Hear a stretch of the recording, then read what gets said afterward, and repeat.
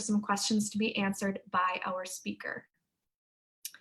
So Missy Whiteman's work often focuses on cultural identity and healing.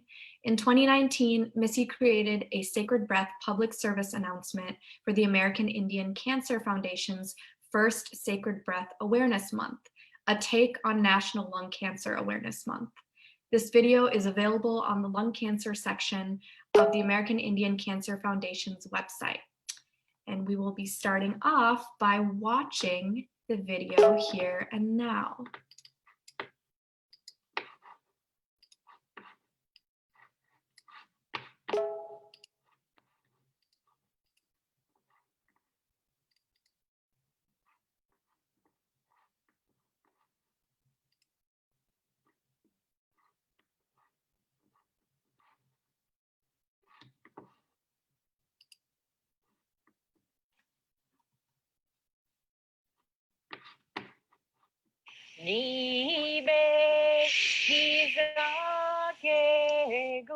My breath belongs to my mother and to her mother and to her mother before eternity. My breath belongs to my father, his father, and his father before eternity. I'm the first breath the baby takes, which belongs to the inception of the stars, the universe, and all humankind. I'm the breath that carries the dreams and hopes for future generations. I'm the breath that is connected to heart, to blood, and ancestral DNA. I'm the breath that heals, loves, and is a voice for our people. I'm the breath that carries ancestral languages from tongue into sounds of understanding. I'm the voice that sings the songs of Mother Earth, ancestors before us, and of future generations. I'm the breath of a million voices singing songs of healing evermore.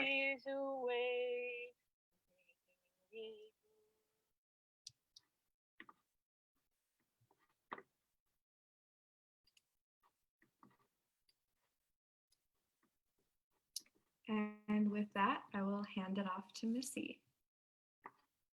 Hello, everyone. My name is Missy Whiteman, and I belong to the Northern Arapaho and Kickapoo Nations. I'm checking out the participants list right now, and I see people that I know. So hello, everyone. I hope that you were able to view that, and it was clear and just straight for you. If not, we can follow up with maybe a posting online of the video. That way, you could see it in its entirety. Just, I know sometimes with Zoom, it gets a little choppy, but that's just, the life we're in. That's kind of life, right? It's a little bit choppy. So we just ride the waves and do what's good, right? I just want to give a shout out to those of you that are on there. I see some of my relatives maybe who are GONA participants. I'm wearing my Keep Tobacco Sacred, but it's backwards on the screen. T-shirt, and this is one that I received, what was it, like 3 years ago? Was it 3 years ago? I don't know. Coco's not, I don't see Coco on there, but Coco would be able to tell us when it was. It was one of the last GONAs that they had here in the Twin Cities, and it was something for me, when we talk about tobacco, we talk about first medicines, we talk about, hi Coco. We talk about the importance of why we need to use our medicines to heal, why they're important, crucial for us. As our Anishinaabe relatives say, tobacco first, it's our first medicine. And these are some of the teachings that I received with Sharon Day through the Ogechi Gikumi Agadi players. I'm sorry, my relatives who are Ojibwe. But it was with our warrior teachers youth group way back in the day. It was the second cohort, and today they're still going strong. They're still performing. They're still talking about health and wellness, first medicines, healing, trauma, and just a lot of things that I think young people should be talking about.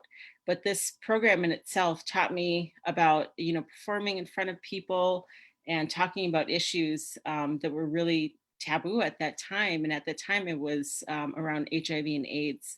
So I want to give a special shout out to Sharon Day, who's really been a crucial part of my experience with first medicines, and Coco as well. So let me jump back to the video before we get started about my journey and my relationship with our first medicines and how it impacts and how it works in my life.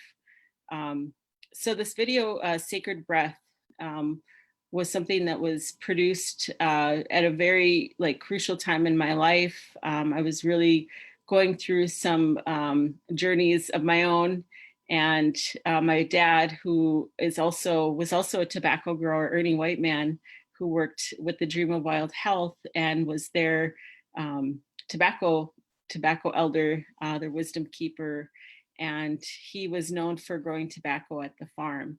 And so this practice is very much a part of our family and is something that we really value. And so for him, I really want to pass the work forward to continue his legacy and to continue my relationship with our first medicine. So the Sacred Breath was written actually while he was in hospice. And I thought about the challenge that we may have with e-cigarettes, because if we look at the messaging on this video, it's actually for e-cigarettes. And that's challenging because it's easy to compose a message or to talk about traditional tobacco and why it's important to us. But when we talk about something that's really man-made but has nicotine, the challenge for me is how can I make it relatable to everybody? What's the most sacred thing that we have? And that's our breath, because it's the first thing when we enter this realm, when we enter as a human being, and then it's the last thing that we do as we are exiting. And so everything that comes in between, when we talk about the inception of life and how important our breath is, those of us that maybe suffer from anxiety, how important, is that breathing? How important is box breathing in your life? I know it's really important in my life. Meditation as well. Meditation is so important for us for centering and grounding, especially during these times. So with this video, I wanted to also uplift and hold our women in high regard, because we are in the time of the matriarchy. We are in the time of our women coming back into leadership, much like our traditional roles were way back in the day, and something that spiritual prohibition and the government prohibited. So the balance of male and female, we are coming into that right now. And in this video, I really wanted to highlight that, but I also wanted to highlight the importance of our elders, the importance of the teachings that they have. And I also wanted to honor my Dakota and Anishinaabe relatives, whose homelands these are, and also our youth, our young women. And so we see in the video, we see elders and youth interacting, and then the middle generation, which is my generation. And I like to say that, I'm the connector generation. We're the connector generation. We're the ones who have really seen the work of the generation before us, the baby boomers, the AIM babies, or not the AIM babies, the AIM activists, and the people that were really advocating for us and fighting for us and fighting for our education, for traditional teachings and ways of life, way back in the day in the 1970s. It's way, way, way back in the day for some of you who are maybe in your 20s. But I grew up, with stories about AIM. I grew up hearing that, that was a spiritual movement, and how our ancestors helped us to accomplish a lot of the challenges that we face during this time. So, in that way, storytelling has always been a crucial part of who we are as Indigenous people. I love visiting. I love going home. I love to sit and visit. Dad loved to visit. That was his favorite thing to do. When people talk to me about how he lived his life, they're like, Dad, your dad would just sit there and just tell stories for such a long time. And he did, he would just tell you story after story, but they all had meaning. They all had significance. They all, helped, in some way. So, with this video, I wanted to also honor him and honor his life journey, and honor our women, honor our elders and youth, and also have a very impactful message. And I hope that that came across to you, and that whatever it is that you found in this video, that it resonates with you and you can carry that forward in what you do. So I'm going to take some time to tell my story. about my relationship with our first medicine and also film. And also at the end, I'd like to take some time to have Q&A and just to interact with you all. So it's just not me talking at you. Because as much as we love to share stories, I also like to hear stories too. So I want to talk about Coco, and a lot of you who maybe are in the tobacco family and that network know Coco for her work with Clearway and a lot of the advocacy that she's done in the state of Minnesota for tribes and nations, and even like nationally, the work that she's done around advocacy and policy, because that's very important work, as well as creating a message and creating content for people to get inspired and help to change their lives. So I met Coco, and I'm watching the chat to make sure I'm okay on the dates with how we met, but it seems like so far ago, and at the same time, just not that long ago. And I want to say that we met like in 2007 in Albuquerque. Yeah, I got it right. Yay. Chocolate cake. Okay, so yeah, Albuquerque 2007. And I just saw her. It was my first tobacco conference. It was my first time, working with Sharon. I was hired on as a media specialist for the Indigenous Peoples Task Force.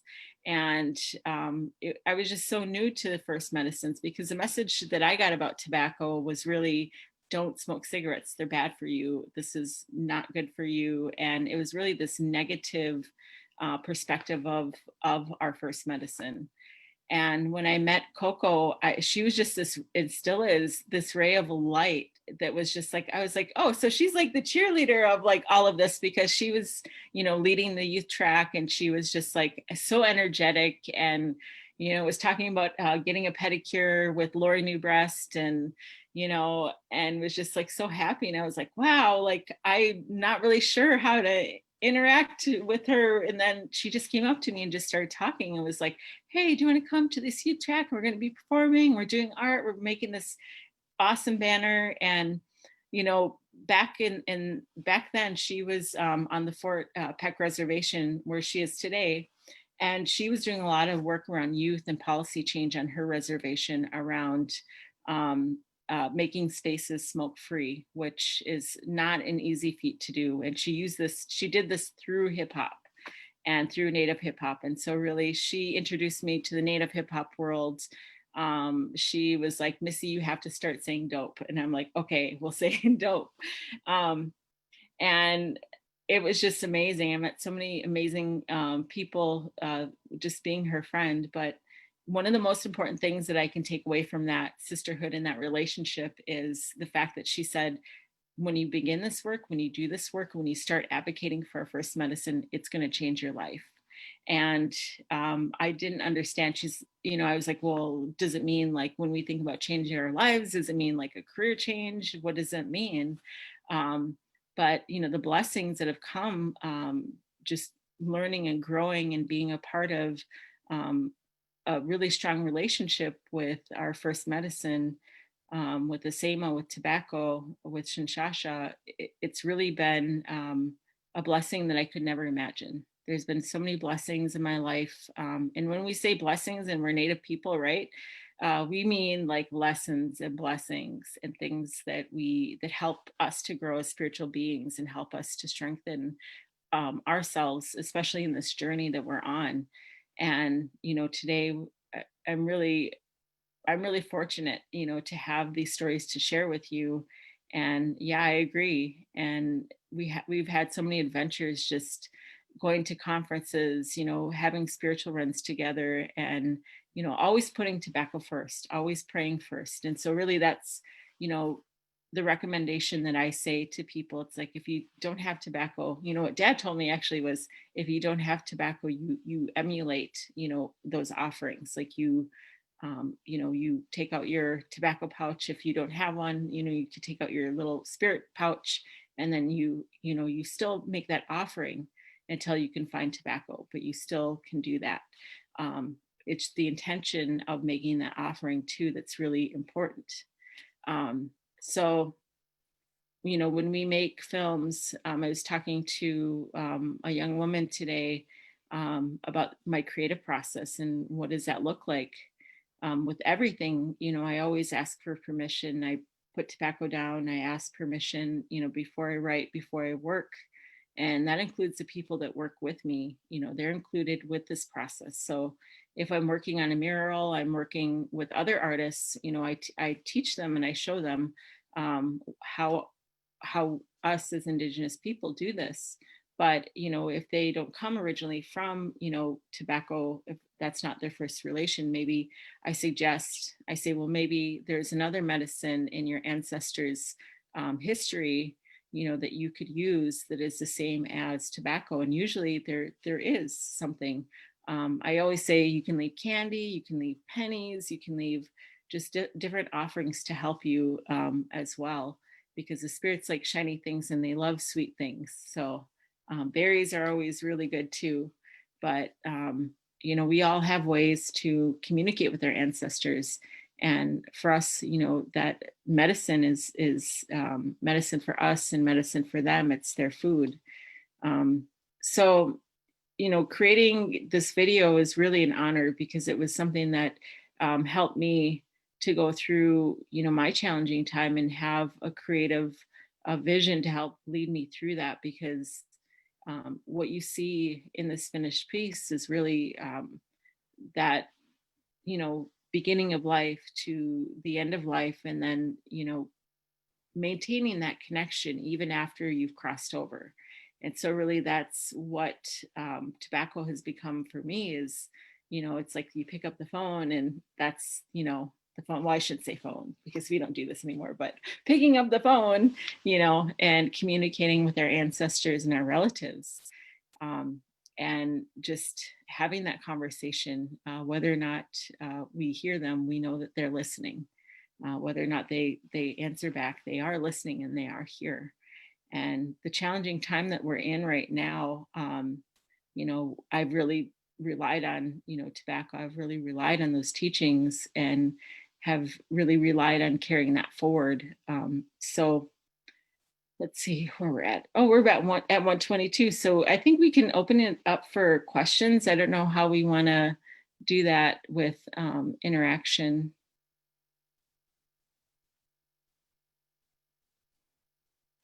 I can read questions from the chat if you want, if our panelists want to type them out. Otherwise, I can also, let's see here. I can see we have like one call-in listener, so I don't know how.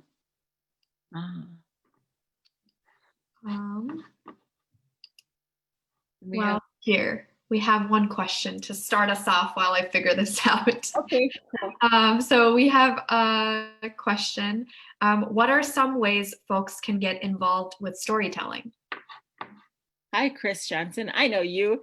He works with the American Indian Cancer Foundation, and he's the person that I worked with very closely on this project. And it was such an amazing process and so just such a good experience for me, especially during this time. So what are ways that we could tell stories? I mean, there's so many ways that we could tell stories. There's so many ways that we could share the story of tobacco. I know digital storytelling is one way that, those of us that love movies, that love media, or even participate in conferences or workshops. I know that that's something really big in Indian country with sharing tobacco stories. Another way is like through our art forms, through painting, through sculpture, if you draw, if you sketch, if you write, anything that's creative, you could tell your story. One of the best ways that I actually learned to communicate the challenging things in my life was through my art, through my artistic process. Because sometimes we don't have the words to share those things. Another way we could sing, we could dance, and we could write poetry. I mean, this piece here is a video poem, and it's a poem that I wrote, and it's something that, I always love to go to is my poetry. And make that into a video poem.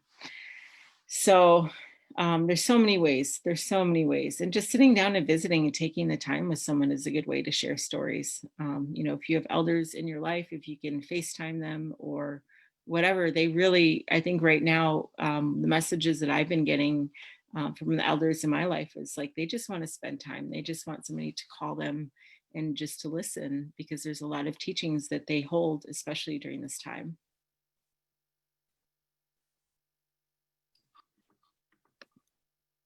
Wonderful.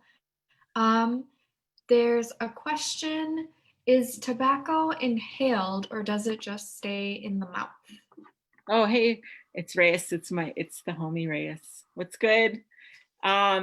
So if we're talking, okay, so there's a difference between traditional tobacco, and then there's a difference between traditional tobacco. So if I'm looking at my dad's seeds right now, so I kind of want to do a quick demo. So hold on just a second. I don't know if there's anything like in behind me, but just don't mind. This is, okay, I'll be right back. Hold on. I don't know if you can hear me off screen, but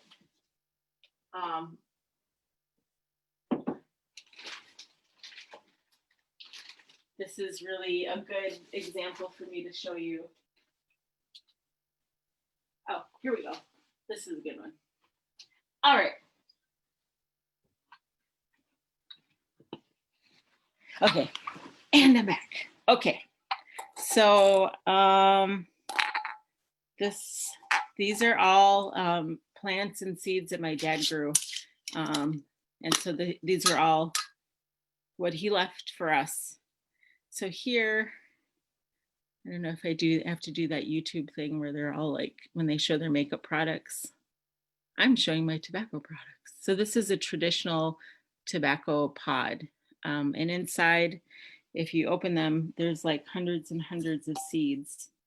And that's what like the magical part about our plant, our sema, is that there's like, you could just literally put them to the wind and they'll carry. So I don't know if you could see. You see that? So all of these little tiny pieces, the dark color, those are all seeds. So every single one is a seed, and the plant will grow from that. And one seed, I mean, just think about how many can be carried forward. And then this is what, you know, buds look like. This is actually from my son picked these. This is his that he picked this summer because we grew tobacco. And that's, you know, they say like elders really like to use these for their pipes. So, and then we have, this is actual tobacco. This is traditional tobacco. This is traditional tobacco. So this does not have the chemicals that commercial tobacco has. So commercial tobacco has thousands of ingredients that are toxic and that are also addictive. And with traditional tobacco, the history is that it became a commodity. So if you take anything that's spiritual, anything that has a spiritual intent, and you put money on it and you put chemicals and your intention changes, it becomes, you know, toxic. It becomes not good for your spirit, not good for your body. And so when we think about like chewing tobacco, that's actually a commercial product. It's something that was man-made. It has additives, it has sweet stuff in it, so that we also become addicted to that as well, because sugar is addictive as well. And the intent, while it's, you know, a leisure and it's something that we see as like not harmful, it actually is very harmful to our systems, and is contrary to traditional use of tobacco. So when we do this work, we really, I feel like having Coco jump on with me, but when we advocate for this work, we really want to make the definition between what is traditional tobacco and what is commercial tobacco. And so for us, our intent with traditional tobacco is we pray with it. We pray with it. We can smoke it, but we only smoke it in our chanupas, our pipes. And that's all, that we use it for. We don't use it for anything else. We don't smoke cigarettes. We don't roll it up in paper. We leave offerings and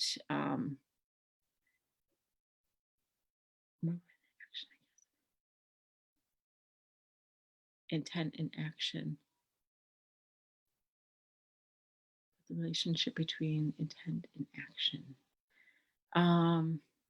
Like, do you mean like growing it or just offering it, or how you use it?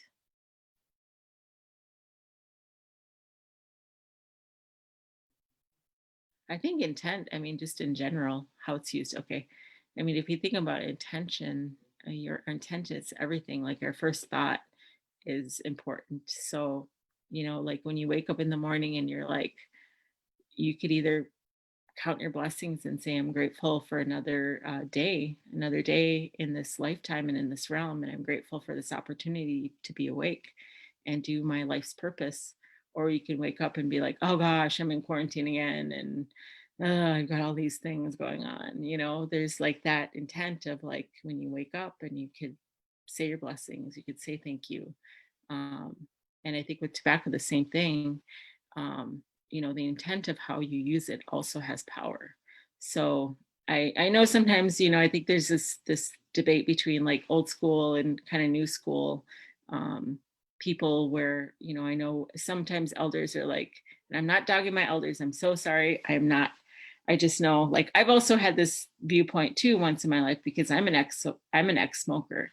I smoked like the majority of my life, like 12, I mean, not majority, but 12 to like, like 24 off and on. And until I started advocating for tobacco, that's really when I understood and the addiction went away because I prayed about it. And I used traditional tobacco to help me not smoke.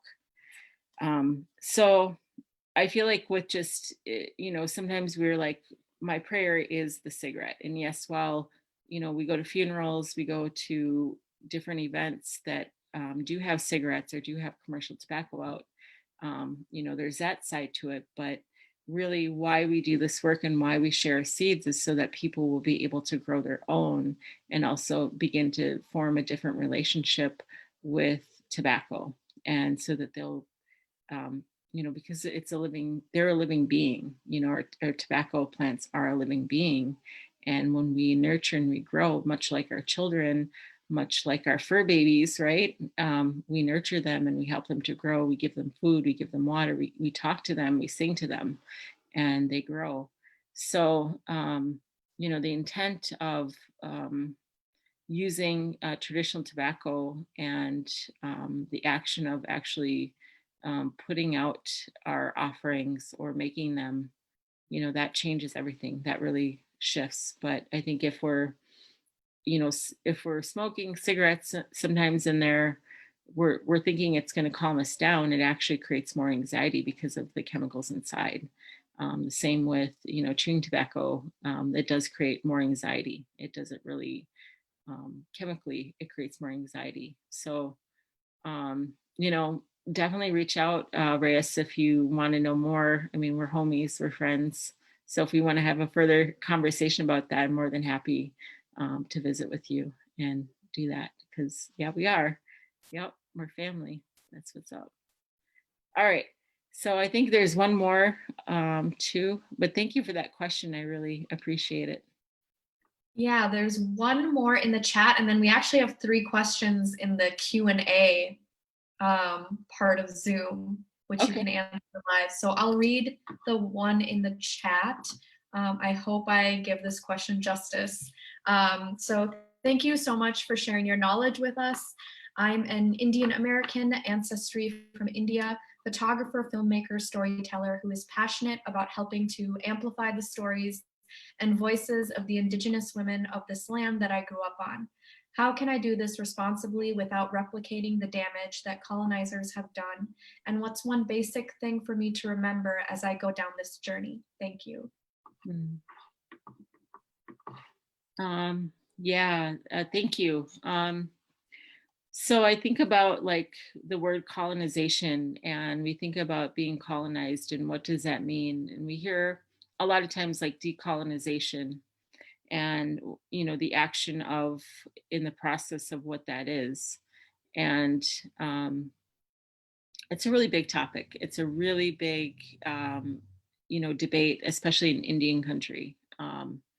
And when I think about what decolonization means, it means going to the root of the issue, going to the root of what it is that, for me, when I looked at my family history and I looked at myself and I looked at, some of the things that were impacting my community, it was really like, loss of culture, loss of language, addiction, and just a lot of broken families and a lot of the effects that come with that. And I was like, well, I can pinpoint, alcohol and drug addiction, but there has to be something that is deeper than that, because I feel like that's just a surface. That's just the surface of everything. That's, the effects of something greater. And I was sent on a scavenger hunt in a way. This is back when I was in college, and I had an independent study course because we didn't have American Indian Studies at MCAD. And I had one instructor who was Native, and she really helped me to research and really helped me to find and define this. And it was really relates to like boarding schools and that process of colonization and forced assimilation on young people. And in my family, we have 3 generations that went to boarding school, including my dad's. And I know this can be a really touchy subject for those of us who maybe still go to church and are maybe identify as Christian or Catholic or Protestant. And this is in no way, shape, or form, um, talking down to religion at all. This is really just the process of assimilation and how, that came to my family. And, I do get along with my family who are, Catholic and who are Christian.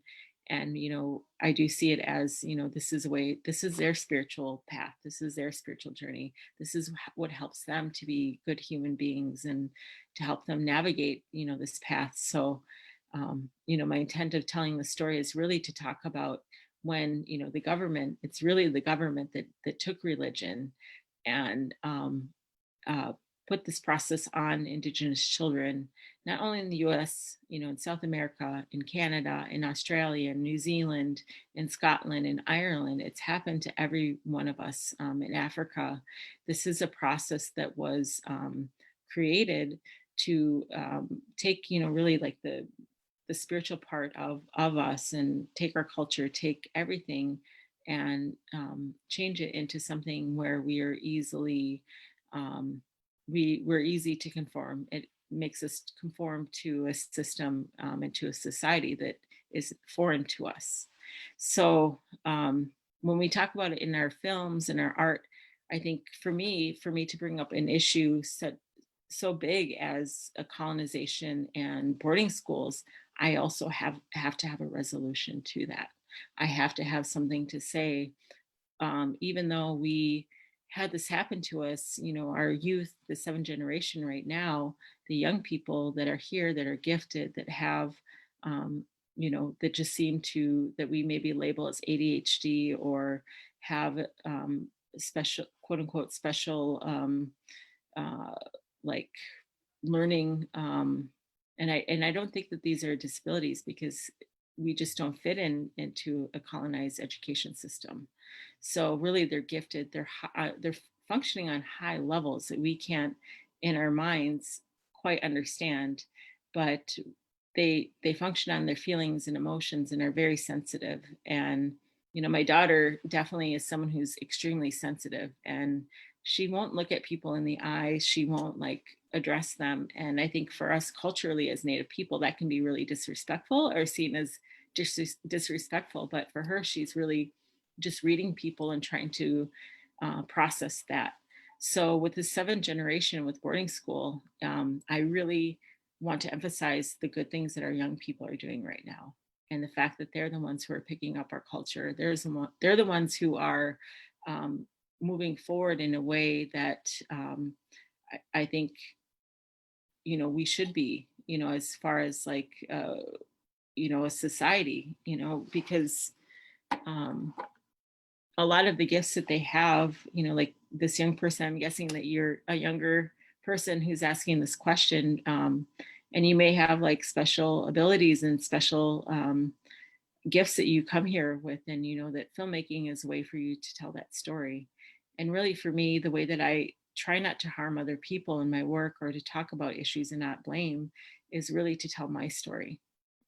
Because if I can tell my story and I can tell my family's experience, then I'm able to share my experience and create a stronger connection with people and my audience. But I also can put it in a way that other people can relate to. Because I think if I talk about the history of boarding school or colonization, it gets very clinical or analytical. It gets very like just, I don't know, to me, it's hard to relate to that type of story. Whereas in filmmaking, you can make an experimental film, you could do a video poem, you could do music video, you could do any form that you feel. And now that things have opened up, you can even go on TikTok and create something. I mean, I've seen so many amazing videos.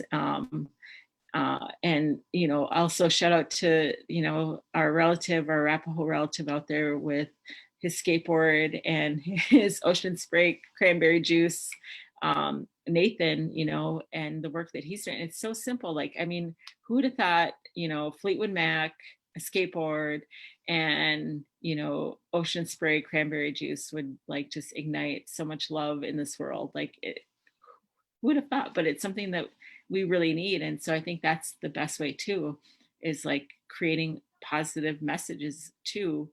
I mean, we still can talk about the hard things. We still can bring that in our work, but it's really to bring up that light as well. If we have that darkness, we also need to include that light. So I hope that answers your question.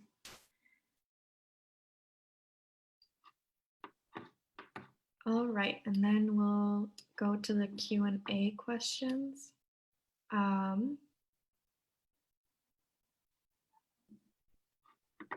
Okay, so my question is, what is one of your personal favorite Ojibwe stories to tell?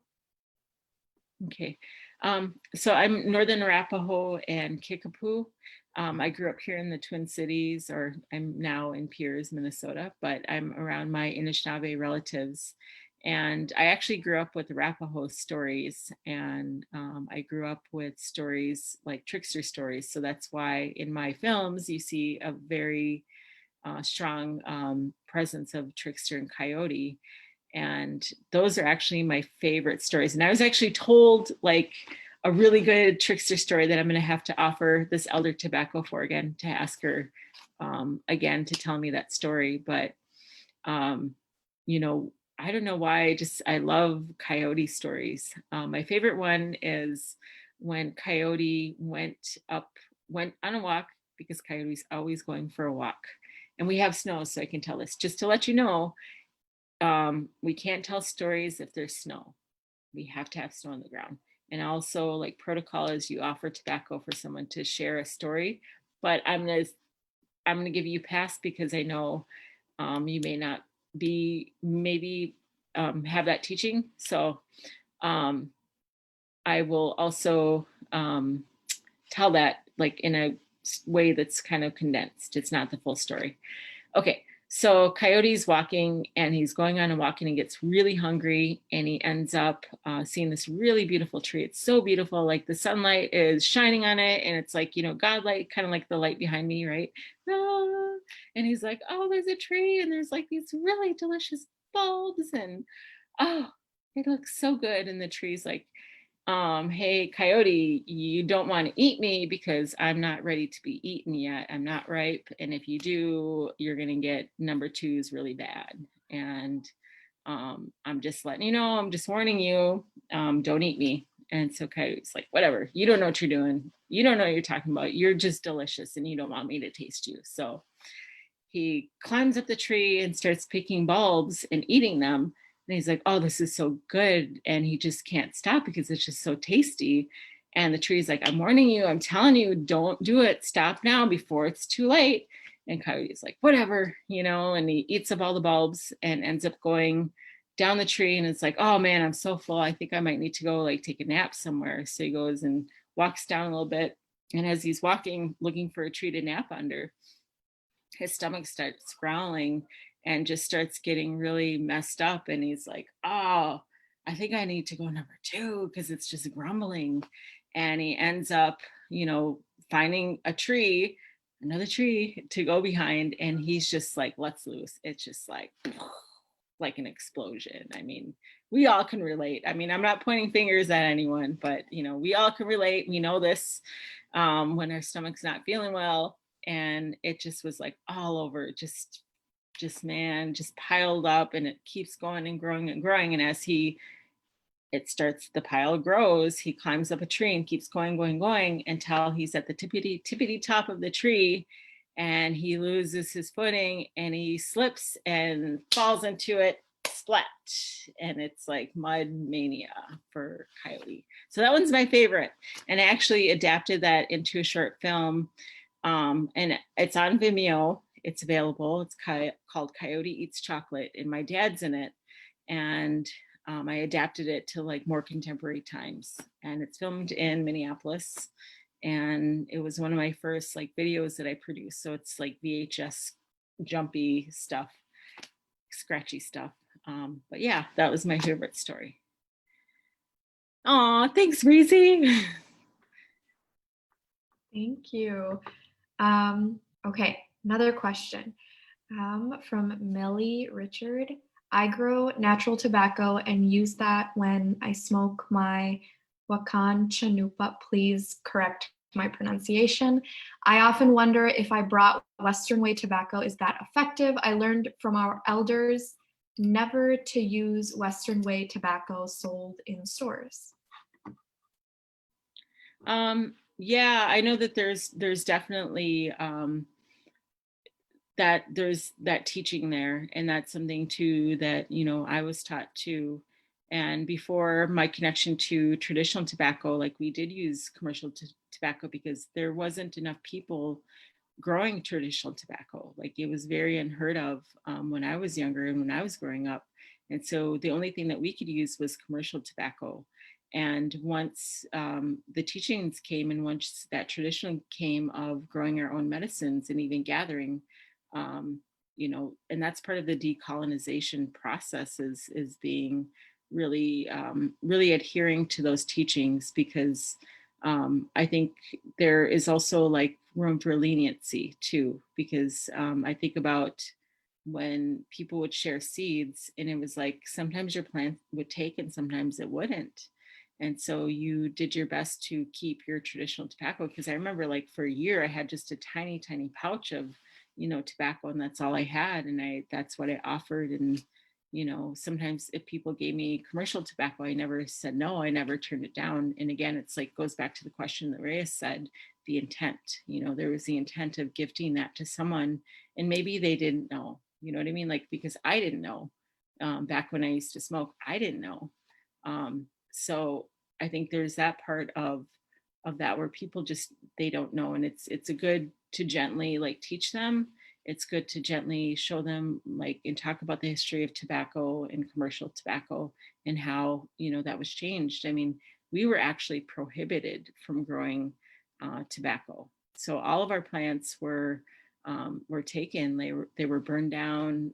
I don't even know how you would do that. Maybe there's somebody here who could help enlighten us of how you would completely wipe out a crop for a group of people.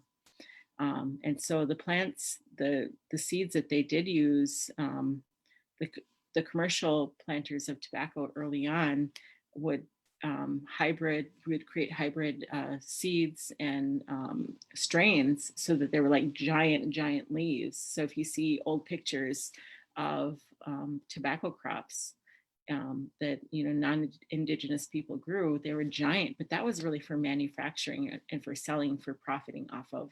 And that really is not the original. Like this one, that I have here, this was seed saved at the Dream of Wild Health. So these relatives here are actually from Cora Baker, who was a Potawatomi elder who saved her seeds. And these come from before colonial contact. And so these were reintroduced at the Dream of Wild Health. And as, Dad journeyed around the United States and Mexico and, Canada, he would share these. And I do the same thing where I share these as well. And just to see how we can grow them. I hope that answers your question. It maybe come off as a little bit vague, but it's hard to say, everyone has different teachings. We all have different elders that help us and teach us. And my best, response is just to really adhere if you can, if you do have traditional tobacco, and if not, maybe see if you could find seeds somewhere. Again, Dream of Wild Health is a great resource. I know there's other people in our communities who do have traditional tobacco, and seeking them out or asking where you can find them. And there's also natural tobacco that you can find, like kinnikinnick, and then also shinshasha, red willow. And then I know there's other tribal tobaccos that are out there too that grow naturally.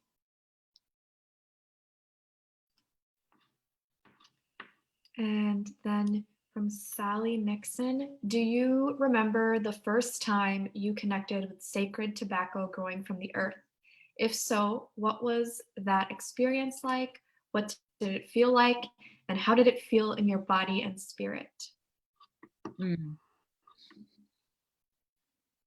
Yeah, I think back to like the first time that if we talk about like the plant tobacco, like Asema, the plant that we grow, the one that I'm showing you, like the first time that I've connected with this relative, the first actual tobacco that I ever connected with was Indian tobacco, and what is it, kinnikinnick, and that was something that my dad showed me. And he's like, he told me he said, that's Indian perfume. And he said, it's tobacco, but you could also use it as a perfume. And for me, I was like, that's awesome, and just that teaching with him and the smell and the scent, to me, I mean, like all of those things for me were really powerful, and just like the best feeling when I think about it, it just makes me feel like so warm, because it was like a warm summer day and the plant was just flourishing, and just the smell, the sweet fragrance of that relative. And the first time that I connected with traditional tobacco, I remember it was like in the 80s, and there was an elder when I lived in Wisconsin who had traditional tobacco, and and I remember they brought it to us, and I just remember smelling and just feeling, and it has a totally different energy. There's a weight to traditional tobacco. You feel it. There's a weight. It doesn't necessarily feel heavy, but you feel it. You feel like there's something there. And the smell is very strong. It's very like pungent. But that's really what I can think about is the tactile, but also like the power that it has. It's really indescribable to me. And then if you hold commercial tobacco, there's definitely like a difference between the two. But I know like American Spirit has like their powwow blends, and I know before I had access to traditional medicine, I would go and I would get the traditional or the powwow blend of American Spirit until I was able to grow my own or have access to traditional tobacco. And I know that they have more like natural plants, but again, going back to intent, if we're growing our own, if we're picking our own, like harvesting our own medicines, that intent in itself changes how we use that, versus American Spirit, that's multi-million-dollar business that profits off of native images, native imagery, native teachings. We have to also make that call based on like that knowledge now that so again, it just goes back to intent. And thanks, Sally. I love that story. I really love that story. Thank you for, having me bring that up again and think about that. And I love you too, Coco. Your energy is the best too. From Brianna S. Have you connected with any South or Central American indigenous teachings or traditions regarding sacred tobacco? And what was that like, if so? I had a brief encounter with a young woman who was from South America, and I'm not going to say exactly where because I don't want to give you misinformation. She was up here just researching and looking at indigenous farming and seed saving. And she had talked about some of the plants that they have in the Amazon jungle. And she talked about the relationship between women and our plant relatives down there, but also with anacondas and the snake, our snake relative. And just how, like I think with the Western viewpoint of snakes, it's like, oh, it's bad. But, I think for a lot of us indigenous people, it's a powerful being. They're powerful and they're seen as positive. And I did give her tobacco actually, and she did give me a crystal from the Amazon, and that's something that I still have and I still keep. And for us, it's like even exchanging, like our medicines. It could be any kind of medicine. It could be a crystal. It could be something that we make. It could be like beaded jewelry. It could be anything, but that's really like the teaching that I learned. It's like a really small teaching. I know she did say they did have tobacco. They did grow their own medicine, but she didn't tell me like what exactly the names were. But I do know that there are teachings down there. And it's also not my place to really say what it is because I'm not, from indigenous to our relatives in the lower part of Turtle Island. Hey, Seth. Oh my gosh, it's been a long time. Oh, and Brianna S. What is it? I'm sorry if I mispronounce this.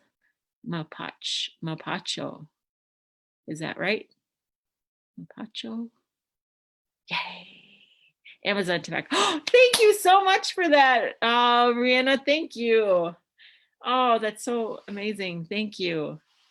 Oh, and then is it grown the same way from seed or I won't ask. Okay, I'll just take that as a thank you. Thank you dearly for sharing. I'm glad I caught your post on Instagram this morning. Oh, good. I'm so glad, Seth. Thank you. I was just talking with someone this morning, and I think she's still here, Luya, this morning. She's I met her when I was in Boston, and I went to see you in New Hampshire. So, okay. Very process. Okay, well, that's good. I mean, if you want to learn, just put out your offerings and then those teachings will, they'll come. Yeah, I hope you're writing still, Seth, and, you're creating during this time. And I think we're at like 1:58. Oh, do we have any more questions? There was a question. So can ACAF provide tobacco seeds to our programs to grow and provide these teachings?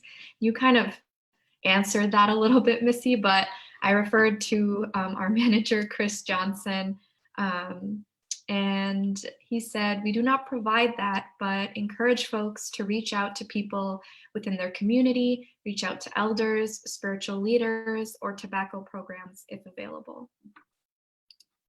Yeah, I would say like for me, the go-to is Sharon Day as an elder. And my dad was my go-to, but before, tobacco came into our family's lives, she was our go-to. And I know like Hope Flanagan too, who works for Dream of Wild Health. Reach out to Dream of Wild Health. I'm not sure if they do tobacco teachings anymore, but they would still be a good resource to reach out to.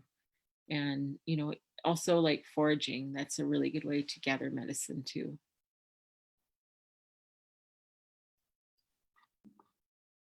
Any more questions? I didn't see any more, but in case someone wanted to throw one in there at the end here.